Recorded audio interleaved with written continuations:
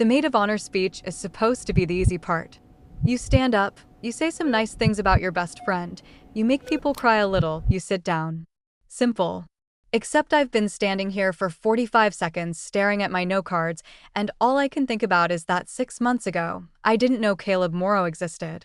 6 months ago, I was exactly the kind of person who color codes her grocery lists and sets 3 alarms and never, not once in her entire adult life, had been anyone's emergency contact.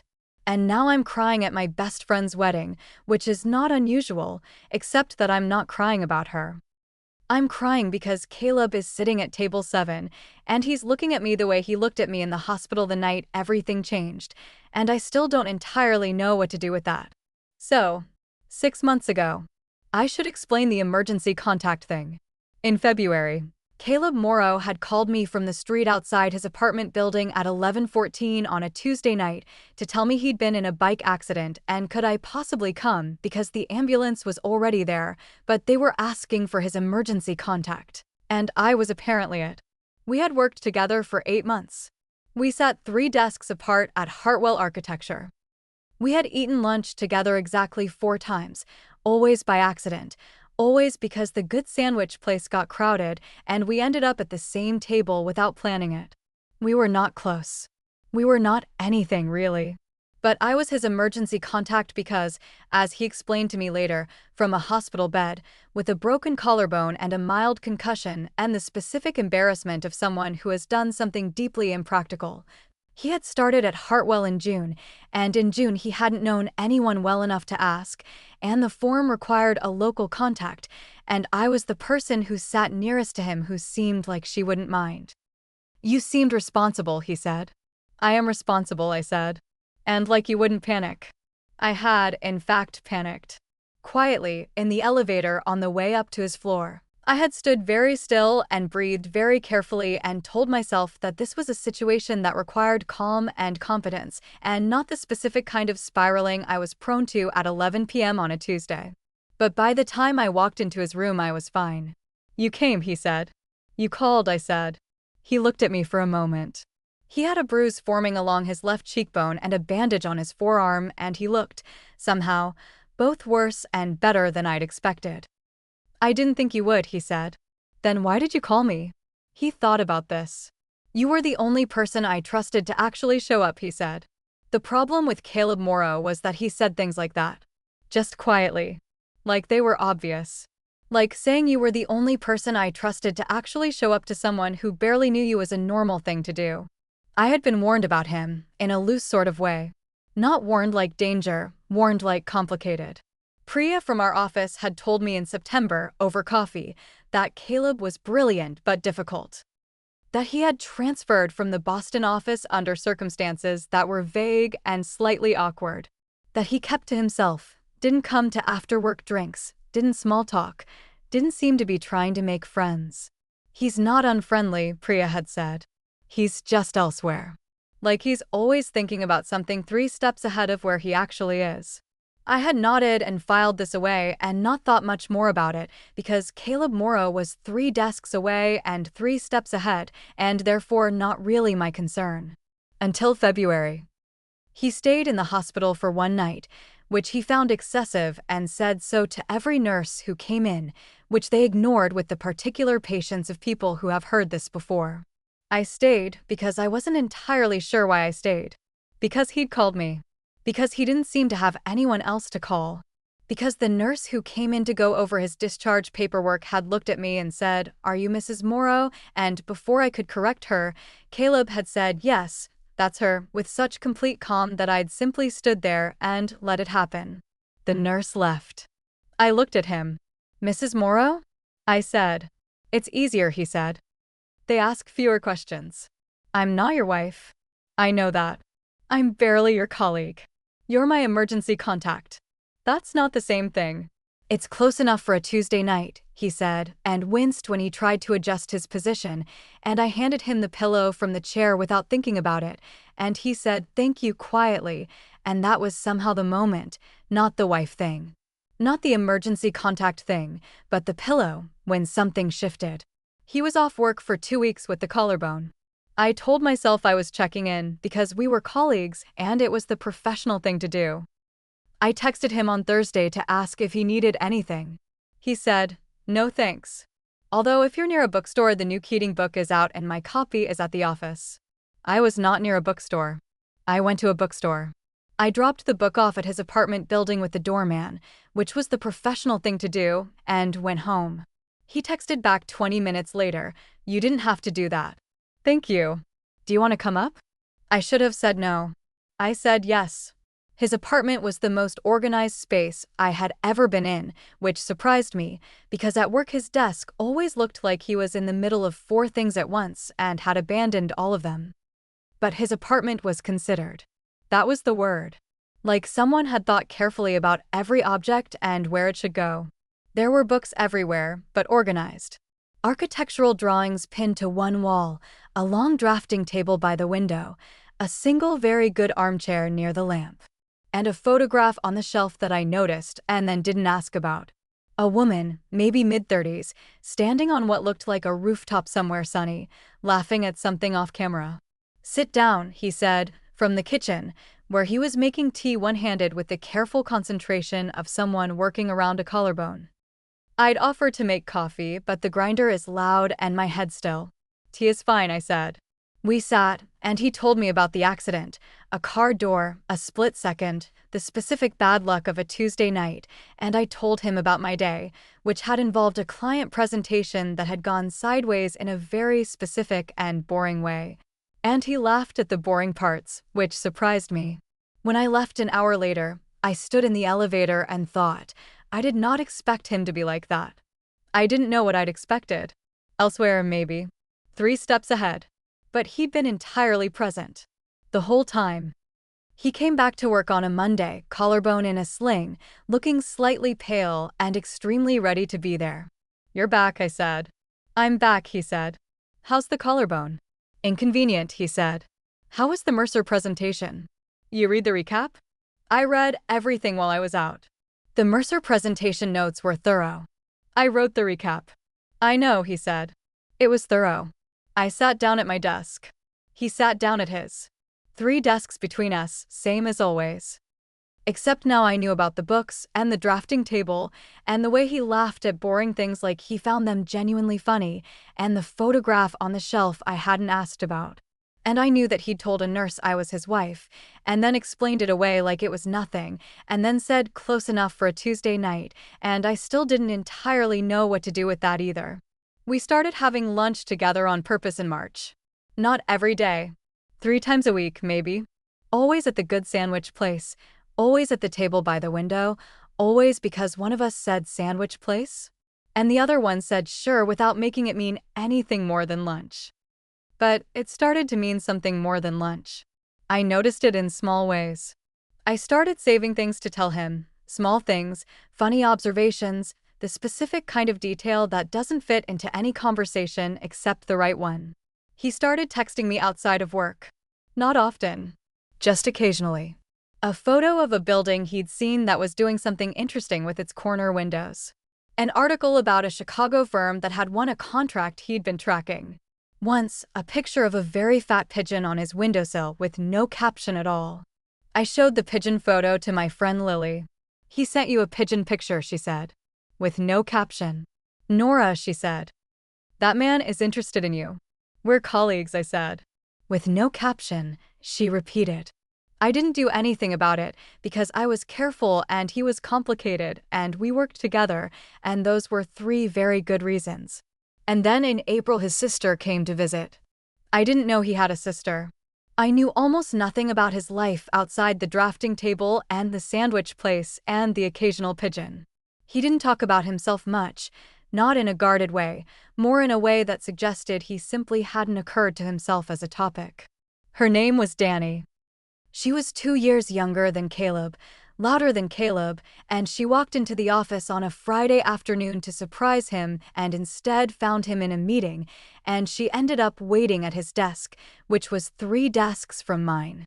"You're Nora," she said, the moment she saw me. I hadn't introduced myself. "He talks about you," she said, as if this explained everything. "We're colleagues," I said. She looked at me with the specific expression of someone who has heard a very unconvincing explanation. He talks about you a lot, she said. Like the way he described your presentation recap last month. For a work document, Nora. He made it sound like literature. I did not say anything. And the book, she said.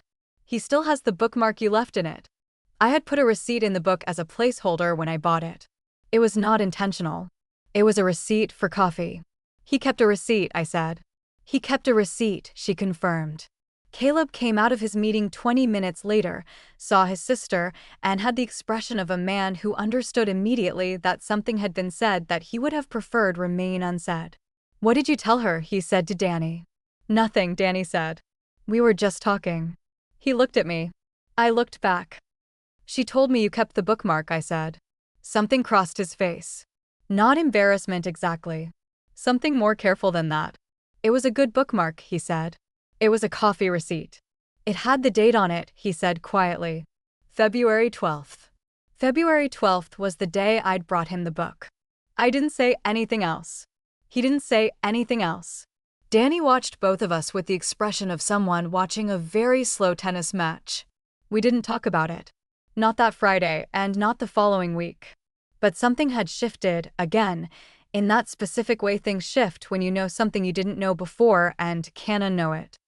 He had kept a receipt with the date on it. He talked about me the way he'd made a presentation recap sound like literature. I started thinking about the photograph on his shelf. The woman laughing on a rooftop. I asked Priya. She told me carefully because Priya was kind.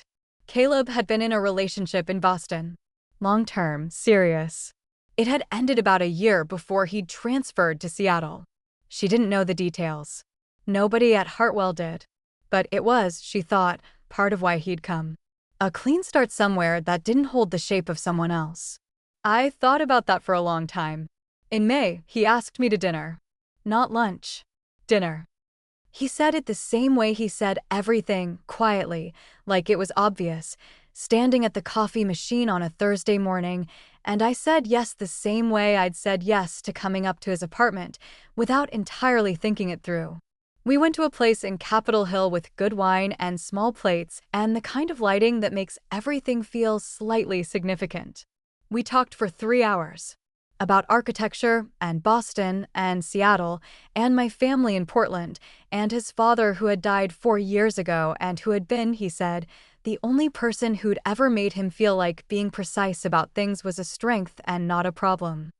And at some point, I couldn't tell you exactly when, somewhere around the second glass of wine, I stopped thinking of him as the person 3 desks away and started thinking of him as just Caleb.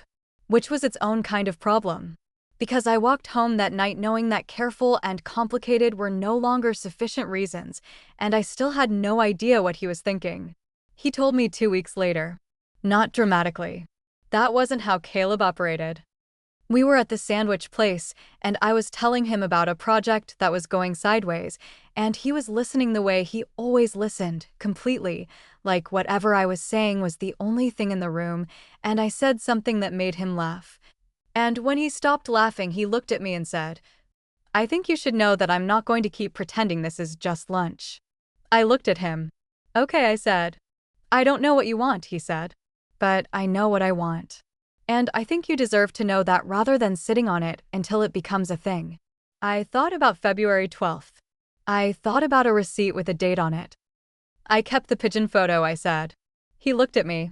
The pigeon photo, he said. You sent it with no caption. I've looked at it probably 40 times. Something shifted in his expression.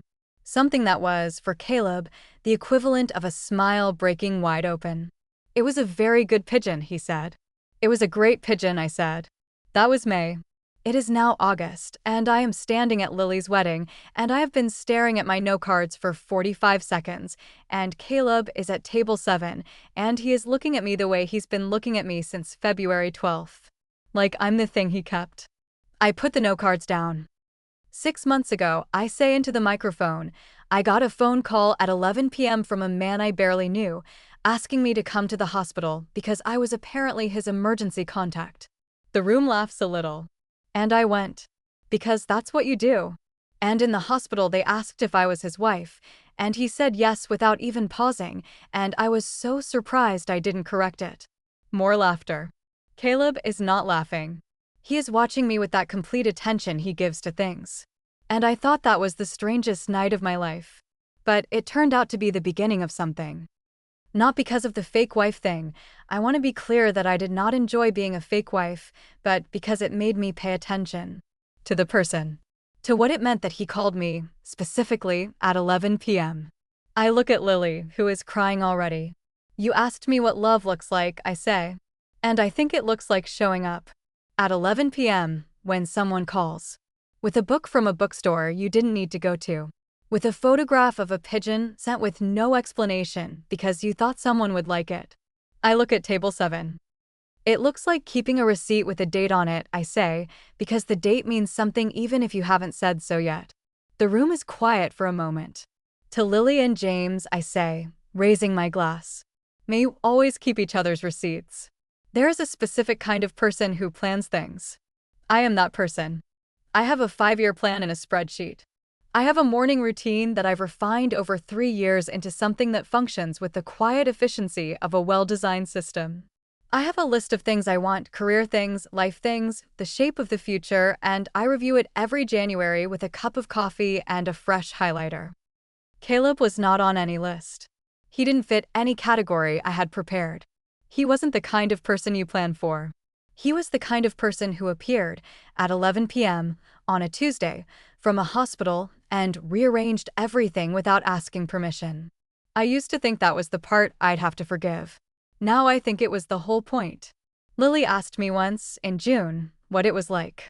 We were on her couch, the way we'd been on her couch for 100 versions of this conversation over 15 years of friendship, and she was looking at me with the specific expression she uses when she already knows the answer and wants to hear me say it. It's very quiet, I said. She waited. He doesn't perform, I said. He just is. Whatever he is, he just is it. And somehow that's louder than everything else, she said. Yes, I said. She smiled into her wine glass. Nora, she said. You have it so bad. I know, I said. Like, embarrassingly bad. I know. Like a pigeon photo keeping level of bad. I said I know, Lily. She laughed, and I laughed, and outside her window Seattle was doing what Seattle does in June, raining softly, light and persistent. And I thought about Caleb at his drafting table by the window and felt something that I didn't have a word for yet, but that sat in my chest like something permanent. The thing about careful people is that when they fall completely. Not loudly, not dramatically, but completely. I had been careful for 29 years. I had built my life with the specific, deliberate architecture of someone who understood that good foundations don't happen by accident. I had chosen everything, the career, the apartment, the routines, the people, with the quiet precision of someone who had learned early that the world rewards attention. And then Caleb Morrow had called me at 11 p.m. and said you were the only person I trusted to actually show up, and I had stood in a hospital elevator and breathed very carefully and told myself this was just a situation, just a Tuesday, just a colleague. And I had been wrong. Not about the Tuesday. That part was true. Wrong about the just. He told me once, in July, about Boston. Not everything. Caleb didn't tell everything at once. He offered things in pieces, the way you offer something fragile, one part at a time to see how it lands. He told me her name was Claire, that they'd been together for 4 years, that the ending had been, his word, honest, which I understood to mean painful and clean and without anyone being the villain, which is sometimes the hardest kind.